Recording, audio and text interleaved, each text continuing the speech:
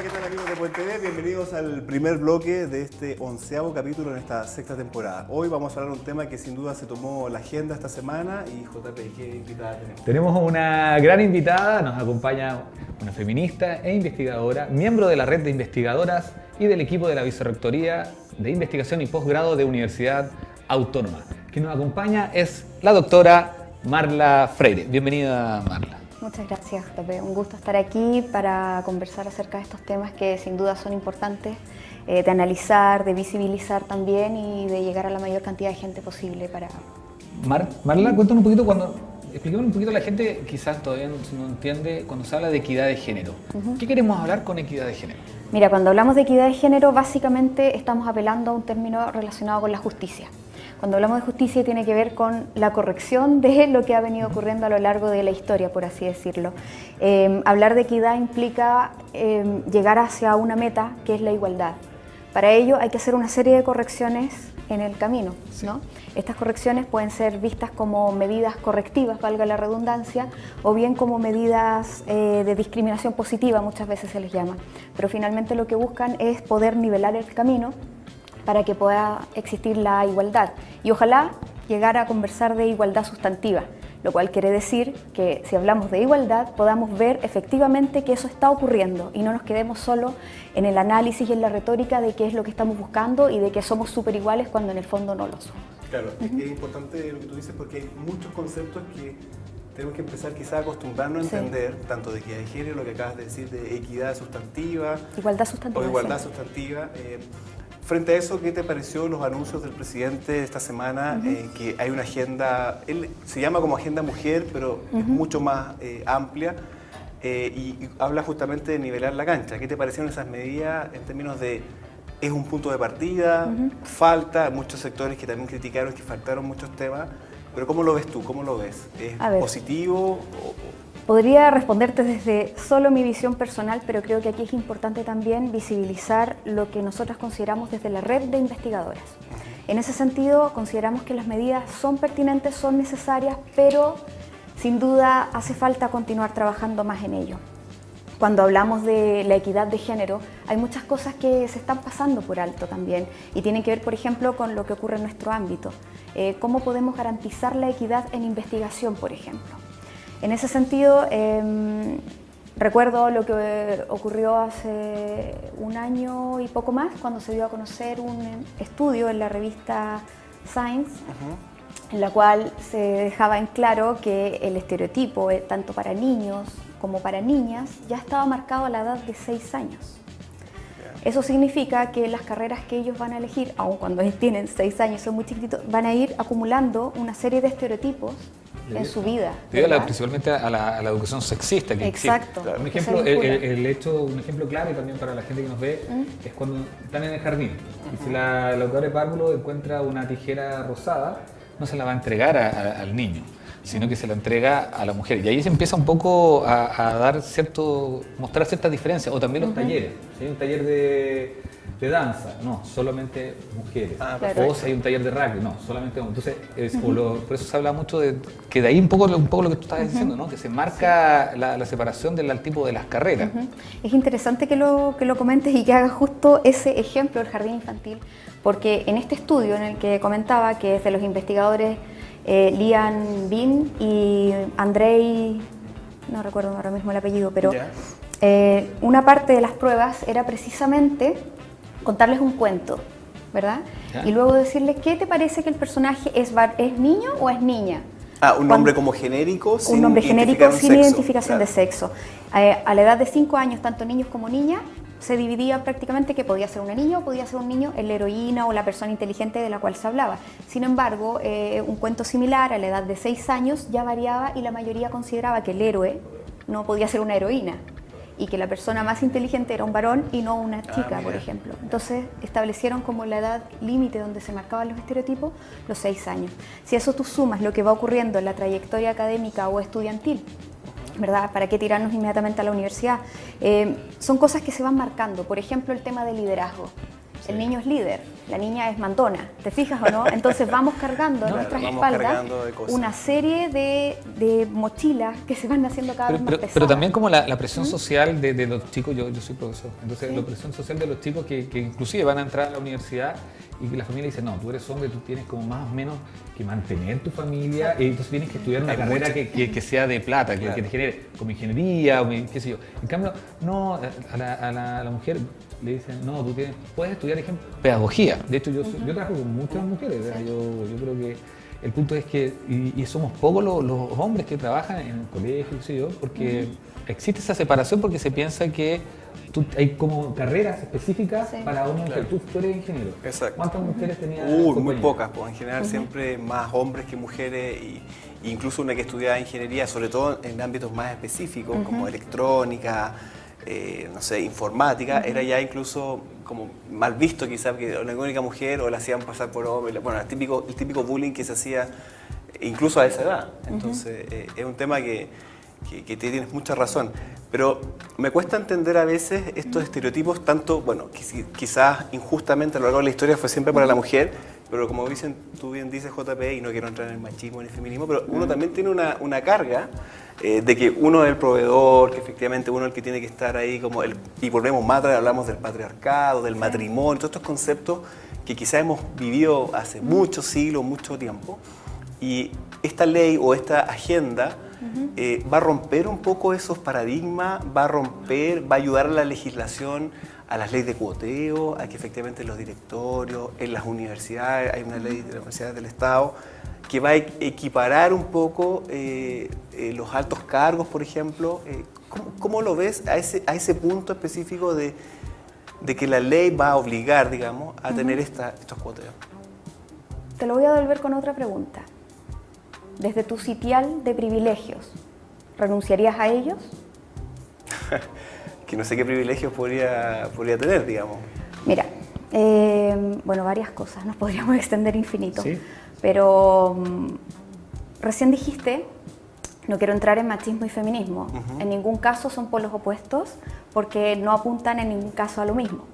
Cuando hablamos de propiedad y hablamos de lo que tú decías, en la mayoría de las carreras de pedagogía, son una profesión feminizada. ¿Por qué feminizada? Porque es asociada a una labor de cuidado. Claro. Perfecto. Es como lo que ocurre en el ámbito privado, pero esta vez en el ámbito público, pero que sigue siendo privado porque es el salón de clases, ¿verdad? Correcto. Lo mismo ocurre con carreras similares como enfermería. Una labor asociada al cuidado, qué sé yo, y está feminizada. Si nos vamos, por ejemplo, a esta situación de privilegio que ocurre por el hecho de ser varón, mencionaste la ley de cuoteo. Bueno, hay mucha gente que está en contra de la ley de cuoteo. Yo creo que en relación a la agenda de género que está planteada, las cosas se tienen que ir encaminando de forma natural hacia esa vía. ¿Por qué? Porque si no establece mecanismos que sean capaces de corregir, y ahí volvemos a la pregunta anterior, la equidad de género, correcto, y que vayan corrigiendo esta serie de dificultades que tenemos para poder desarrollarnos, más allá de lo que sabemos que somos capaces de hacer, sino que demostrando con hechos, con cifras, de forma empírica lo que sí podemos hacer. Claro, necesitamos nivelar eso hacia atrás, y si pedimos por favor que nos dejen pasar, eso no va a ocurrir. Claro. Se me ocurre un ejemplo, disculpa, se me ocurre un ejemplo muy bueno que creo que lo leí o lo escuché en algún minuto en relación a la primera pregunta, pero que se liga mucho con lo que acabas de señalar tú. Imagina una carrera, tienes, no sé, 10 participantes, pero tienes a 5 participantes corriendo en un suelo de estas características o en una cancha preparada. Sin embargo, tienes a los otros 5 corriendo en arena. ¿Qué van a hacer? Mayor gasto energético, mayor esfuerzo, van a avanzar menos. No, y claramente es distinto, están en cuenta, desventaja. ¿no? O sea, lo mismo ocurre en el ámbito profesional. Y si volvemos al tema agenda de género, es un punto de inicio. Bueno, no sé si lo catalogaría con un punto de inicio. Yo creo que es un punto de profundización respecto de cosas que ya se venían planteando y que estamos demandando hace bastante tiempo. O sea, el tema de la academia es uno, pero como ese tienes en todas las áreas. Sí. ¿Vale? Sí. Bueno, esta ley da como ese empujón quizá de nivelar la cancha, digamos. Marlene, ¿por qué razón tú crees que en la academia, te voy a llevar a la academia, pensando que se supone que hay gente que investiga más, que tiene mayor conocimiento, se produce justamente esta situación de privilegio por parte de aquellos académicos hombres, en este sentido de que de que el grueso, por ejemplo, de los rectores, todos los rectores del Consejo de Rectores, sí, salió esta semana. Son todos hombres. ¿Y en cuál uno diría, no, pues aquí se sabe más, deberían ya haber cambiado un poco el switch y decir aquí abierto el mundo? Porque el mundo ha ido cambiando. Sí. Incluso yo le sumaría a eso que tuvimos una presidenta que fue mujer también, entonces rompió totalmente los paradigmas, llegar a la presidencia, pero así todo parece que fue... Por eso, ¿por qué en el mundo académico es muy fuerte el machismo? En todas las áreas, yo creo. No, sí, hablemos en todas las áreas, en realidad, en todas las áreas. Pero porque son qué? Posiciones de poder, finalmente. Lo mismo que hablaba recién, entonces. Sí, es que se perpetúa a escalas más pequeñas, a escalas más grandes. O sea, piensa tú, no sé, los puestos directivos en empresas, por ejemplo. Los gerentes, claro. Las capas más altas están dominadas por varones. Y están dominadas por varones por lo mismo, porque no están dispuestos a ceder sus privilegios. O sea, aquí no se trata de que no hayan capacidades. O sea, lo mismo pasó, ahora mismo el movimiento feminista, la mayoría son mujeres, estudiantes, universitarias, pero ¿cuánto nos costó a las mujeres poder ingresar a las universidades? O sea, recién en 1977 con el decreto Amunátegui, que permite, y lo digo así, que porque pareciera permite que las mujeres... Exacto. Bueno, el derecho... Perdón, 1877. Ah, 1877. Dijiste 1977. Me equivoqué, 1877. O sea, ¿te das cuenta que hace cuánto tiempo que o podemos incluso entrar a la universidad? que las mujeres pudiesen votar, por ejemplo, también era por lo mismo, tema... y que ese fue un error que le debemos a unas señoras que estuvieron ahí y no encontraron claro. que dijese, las mujeres no pueden votar. Decía que las personas que estaban con problemas de, no recuerdo exactamente cómo lo decía, pero que no estaban en su sano juicio y tal, no sé qué, entonces ellas consideraban que estaban en su sano juicio y que podían y debían votar. Claro. Y un hombre que estaba ahí de guardia, bueno, les permitió la entrada y qué sé yo, ¡pum!, 60 precedentes. Wow. ¿Te fijas o no? Sí. Entonces, por lo mismo, ¿qué pasa con estas mujeres que no pueden llegar a los puestos altos en las universidades y en cualquier equipo finalmente? Bueno, hay varias teóricas que lo explican bastante bien y hay un término que es muy bonito pero es muy terrible, que es el techo de cristal. ¿Cómo rompo ese techo de cristal? Porque claro, es lo mismo, o sea, llego hasta aquí, llego aquí y claro. venga a romper y no puedo pasar. ¿Te fijas o no? Porque claro, hay una serie de trabas. Solo por el hecho de ser mujer, digamos. Exacto. Oye, Marla, y nombraste el movimiento femenino. Feminista, perdón. ¿Qué te parece a ti cuando vemos las maneras de protestar? Que si bien vamos a sacar la delincuencia de lado, que típica marcha, hay delincuentes, encapuchados, pero en el hecho de que las mismas mujeres, por ejemplo, tengan que desnudar, o mostraron ahí sus pechos como para llamar la atención. ¿Qué te pasa a ti con esa forma de protestar? Eso pasa en un segundo plano porque el tema de fondo es efectivamente el movimiento feminista, los temas, o pasa algo aquí porque hubieron muchas críticas, no era las mismas mujeres dijeron, oye, no es necesario que te tengas que desnudar, mostrar tu cuerpo para protestar. ¿Qué te parece esa forma de protestar? Porque se asocia al movimiento feminista. Te voy a contestar como feminista, pero además como historiadora del arte, que es lo que soy. Perfecto. Me voy a remitir a la colonia. Los cuerpos desnudos, los cuerpos nativos, son apresados mediante la ropa. Actúa como un corsé o actúa como una camisa de fuerza, por así decirlo. ¿Verdad? Se norma la sexualidad, se norman los cuerpos. Colonia, 2018. Ocurre esta serie de liberación que finalmente, ¿qué es lo que hace? Me quito todo. ¿Por qué? Porque ya no hay nada que pueda que yo sienta que deba someterme a este control. El cuerpo en ese momento es comportado como un arma política. Eso es lo que ocurre. Ya no es ese cuerpo que está per se para la mirada masculina, que solo puede producir placer. Es un cuerpo que además se manifiesta, que dice, ¿te violenta el cuerpo desnudo de una mujer? Probablemente no sea ella la del problema, sino de quien está leyendo la imagen, de quien está siendo testigo del momento. O sea, tú le das una interpretación mucho más gráfica, digamos, no el hecho de mostrarlo, sino que hay una respuesta. Yo te podría responder por la mirada si tú ves una tribu. ¿Tú has visto las tribus cuando sí, claro. En África. Están las mujeres a torso desnudo. Claro. ¿Por qué? Esto me lo explicaron, ¿no? Que yo también tuve para pensar que eso. No, yo también me lo. Porque también uno lo mira y dice, ¿por qué? Claro, porque nosotros tenemos la mirada sexual. Tenemos esa mirada de que la mujer tiene que estar tapada. ¿Por qué nosotros sí podemos mostrar salir a torso desnudo? ¿Me entiendes? Porque las tribus, pensándolo tal cual como se llama, antiguamente no tienes la visión sexual de que tienes que estar tapada porque tus pechos tienen un significado sexual. Claro, se da una interpretación más interpretativa de lo que dices tú, de que efectivamente esto es como, aquí me libero, aquí no hay ninguna falta al cuerpo de la mujer ni nada, sino que justamente es, no encuentro la palabra exacta, pero es un arma política. Es un arma, claro, política de liberación, que algunos estén de acuerdo, otros en contra, pero no deja de ser provocador, por decirlo de alguna manera. Mala, yo te quería preguntar justamente algo que dijo Claudio. Con respecto a esta, uno lo observa, yo lo observo y uno va aprendiendo, y eso es muy bueno porque quizás uno no se da cuenta. Uno dice, yo no soy machista para nada, aquí y allá, pero de repente sí tenemos marcados ciertas actitudes o bromas, qué sé yo, que podemos decir que claro, si uno lo empieza a analizar, un ejemplo fue el tema recién que hablamos de los pechos, qué sé yo. Te quería preguntar por las críticas que existe también del movimiento entre las mismas mujeres. A veces uno lee de todo en estas redes sociales, qué sé yo, y uno no entiende que hay una ala más radical y otra un poquito todavía más conservadora. Y hay un grupo. ¿Por qué crees que se da en general, ¿no? Por a veces por los mismos motivos. Un ejemplo fue lo de lo que dijo Claudio. No sé si se entendió. Claro, que por qué dentro del movimiento feminista, que obviamente como en todas cosas hay dos frentes o tres frentes, que el objetivo común es la equidad de género, es la igualdad ante la ley, o sea, la igualdad ante la ley universal, por decirlo así, o las leyes de la sociedad. Pero claro, hay quizás unas mujeres que están de acuerdo con la equidad de género, pero no es necesario mostrarlo, desnudarse, por ejemplo. No solamente eso, sino en general. O es un ejemplo... Bueno, yo creo que se pueden sacar dos preguntas de lo que ustedes acaban de decir. Ayúdanos. La primera quizá es por qué dentro de cuando hablamos de las mujeres vemos que hay muchas diferencias de opinión respecto a lo que es no el feminismo sino los feminismos, ¿verdad? Muchas veces no se entiende muy bien lo que es porque claro,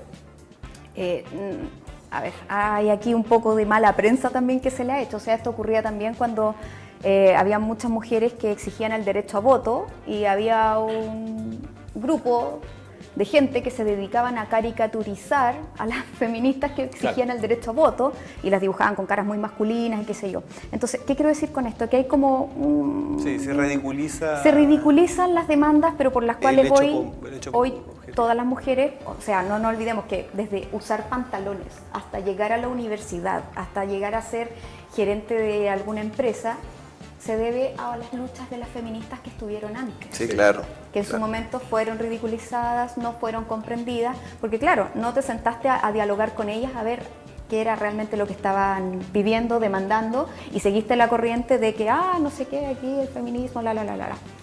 Lo otro que se me ocurre decir es que también dentro del feminismo, hasta yo creo que lo digo mal porque digo el feminismo y realmente son los feminismos, o sea, el motor central del feminismo. O sea, los feminismos existen porque hay una deconstrucción constante, incluso del propio término. No es lo mismo una feminista liberal que una feminista conservadora.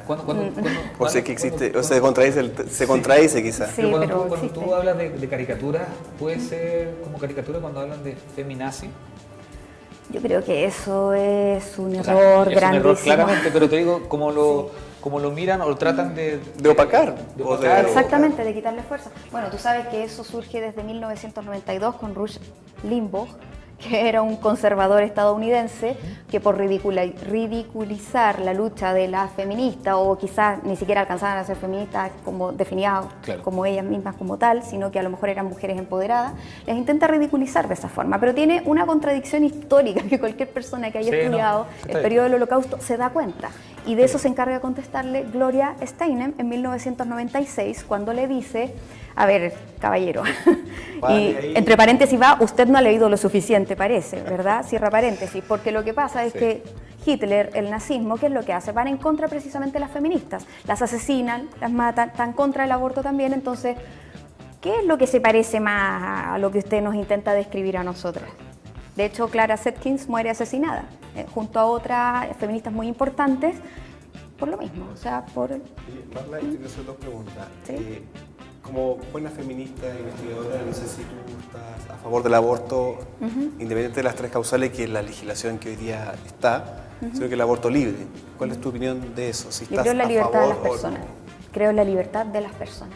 Entonces sí. No puede ser una imposición, pero tampoco puede ser una prohibición. O sea, creo que basta ya de seguir tratándonos como si fuéramos eternas menores de edad. Podemos decidir. ¿Y quiénes son los que constantemente están normando sobre nuestro cuerpo, sobre nuestras decisiones? Los hombres. Los hombres. Y Incluso la ciencia, disculpa, pero Sí. la mayoría de pruebas médicas que se hacen están siempre hechas sobre cuerpos de varones. O sea, realmente nosotras tenemos, sí.